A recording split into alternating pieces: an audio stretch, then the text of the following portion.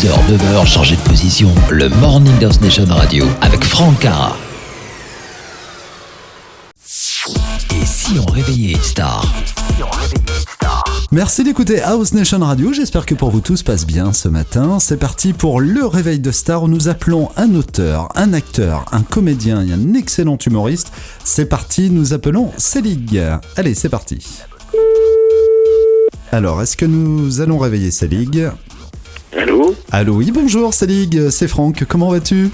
Bonjour Franck, ça va, je me réveille doucement. D'accord, j'allais te poser la question. J'étais dans le track, je savais que t'allais appeler, donc j'étais à moitié réveillé. Un peu dans le gaz. Alors ce que je te propose, on va se faire un petit café ensemble Selig, parce que d'une part c'est un plaisir de t'avoir sur antenne, parce que tu es un humoriste et un comédien de talent. Et ce que je trouve assez marrant, je vais démarrer par une petite pointe d'humour. Tu as fait déjà de l'humour dès le premier jour de ta naissance, tu faisais 5 kilos. Ouais, là si tu veux, l'humour à ce niveau-là, je sais pas, faudra en parler à ma mère.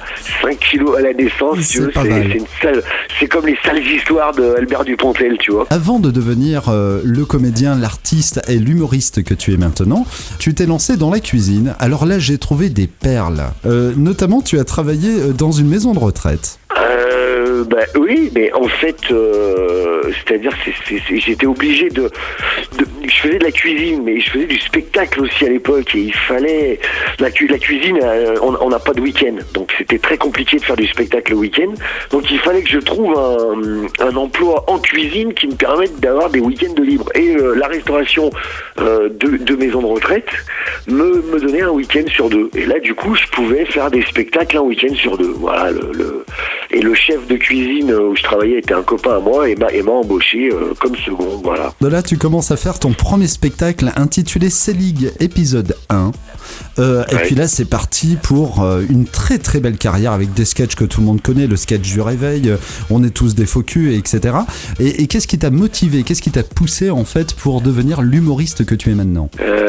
Mais ça s'est accéléré à un moment donné avec Graines de Star. Et là, à partir de là, comme j'ai gagné Graines de Star sur M6, ça m'a ouvert une porte en me posant cette question, est-ce que j'arrête la cuisine et je me lance dans le one-man show à 100%, ou est-ce que je reste amateur et je fais ça le week-end pour me marrer? T'as pas dû mettre très longtemps pour trouver la réponse.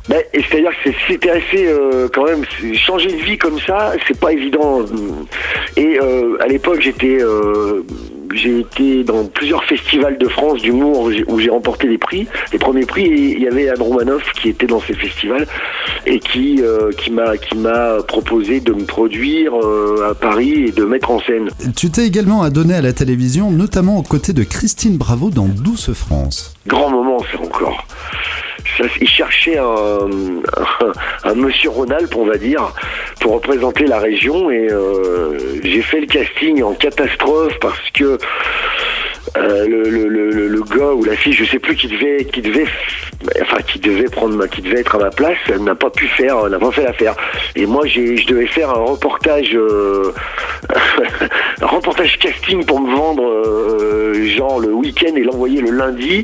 Et je me souviens qu'on a été filmer la foire à la patate au-dessus de Lyon, avec des interviews mais complètement délirantes, avec des mecs complètement invraisemblables.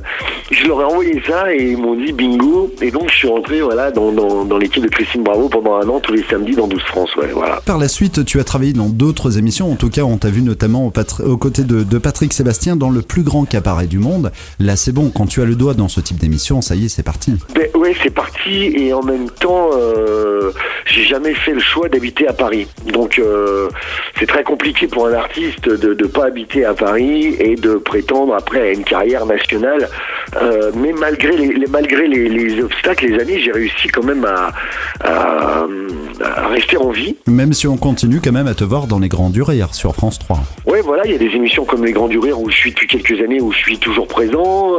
Il y a une nouvelle émission sur RTL 9 qui a débuté avec Gérald Dahan, où je passe 2 sketchs. Voilà, ça reste en plus des émissions où je peux montrer mon travail, mais des émissions people cool. N'habitant pas à Paris, c'est plus compliqué d'y participer, quoi. Et pour revenir au spectacle, tu as une très très belle performance. Peu de personnes l'ont faite. Tu es resté au théâtre de 10 heures pendant 21 mois avec un seul spectacle. C'est énorme. Ouais, là pour l'instant j'ai le record. On en parlait avec Elisabeth Buffet et puis je sais plus quel autre artiste. J'ai le record du théâtre de 10 heures avec ça doit faire si je sais plus combien, 21 mois, 600 représentations, enfin quelque chose d'assez faramineux, quoi. Hallucinant. En sachant que tu as gagné aussi plusieurs prix dans divers festivals d'humour, notamment Saint-Germain-les-Bains, Montreux, le festival de Montreux, c'est juste énorme également. Et c'est vrai que tes one-man show, en tout cas à chaque fois que tu le sors, tout de suite c'est un événement. Ouais, en fait je calcule pas vraiment comment ça se passe. Je pense que il y a deux choses. Il y a l'ultra-médiatisation on va parler d'humoriste parce que on est en plein dedans. Et il y a l'autre côté du miroir, à savoir de par le fait que je sois pas dans les médias, ça devient, pour les gens qui me suivent évidemment, ça devient une rareté. Donc forcément, ça devient pour eux l'événement de venir me voir. Chose que je cherche. C'est pas moi qui ai créé cet état de fait. C'est la vie qui a fait ça pour moi. Ça fait que voilà, quand je sors un nouveau spectacle, et encore une fois, quand je dis nouveau spectacle, moi c'est nouveau spectacle, pas comme beaucoup qui sortent 30 ou 40% de neuf. Donc moi, quand les gens reviennent me voir, ils savent qu'ils vont voir vraiment un nouveau spectacle, quoi. Comme l'épisode 3, c'est une très belle transition. L'épisode 3 qui est ton nouveau spectacle, et justement c'est marrant parce que dessus, un des sketchs s'appelle l'ultra-communication. Ouais, c'est ça. Donc c'est assez marrant de revenir là-dessus en fait. Et l'ultra-communication, oui voilà, c'est exactement ça. Et en plus là, je viens de sortir l'épisode 4.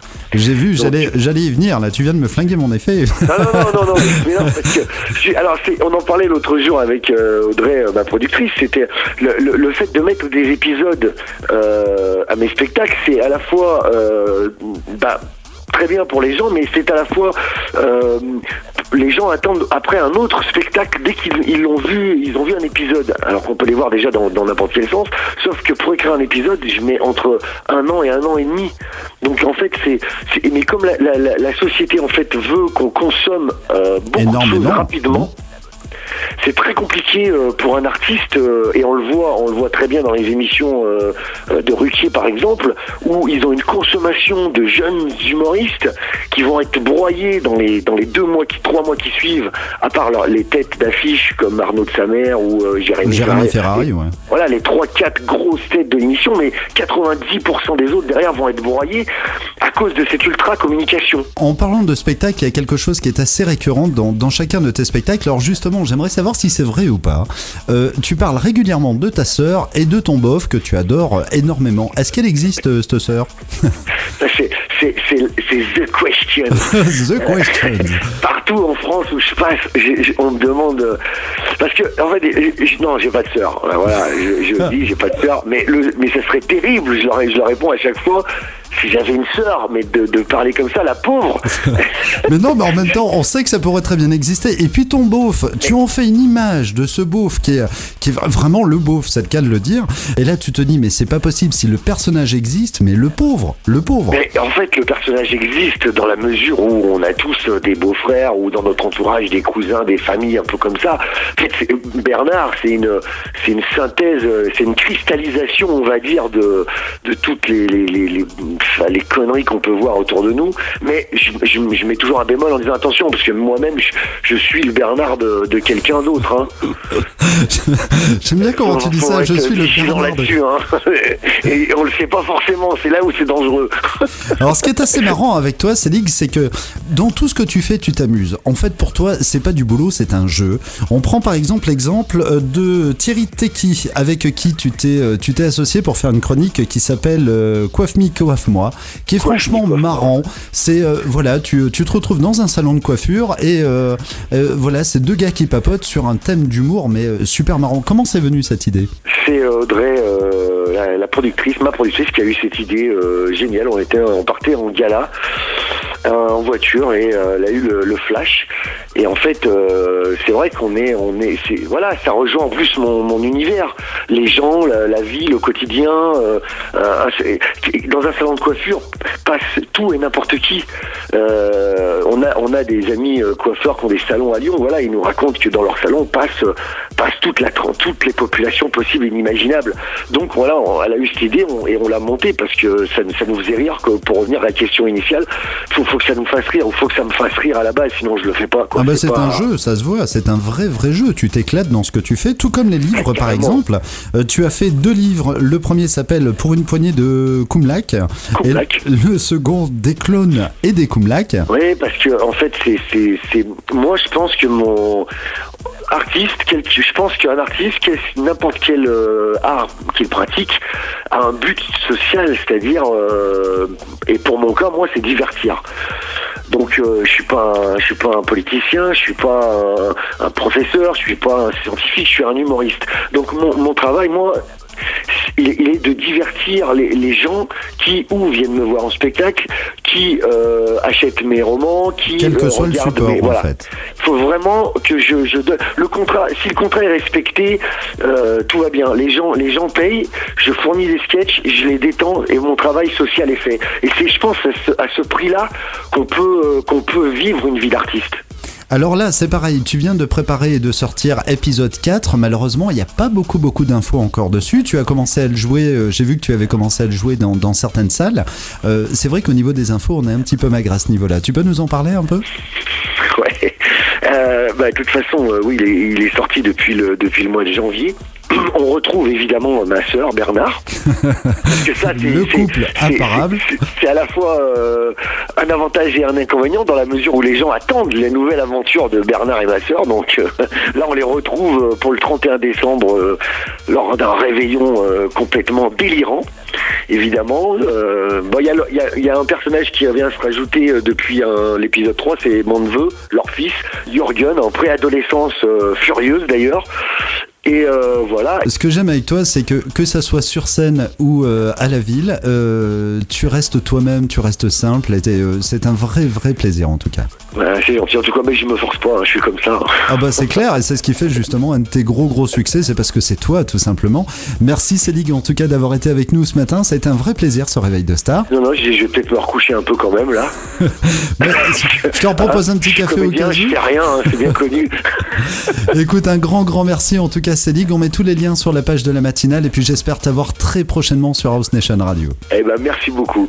Un grand merci Célig, à bientôt. Franck Cara sur House Nation Radio.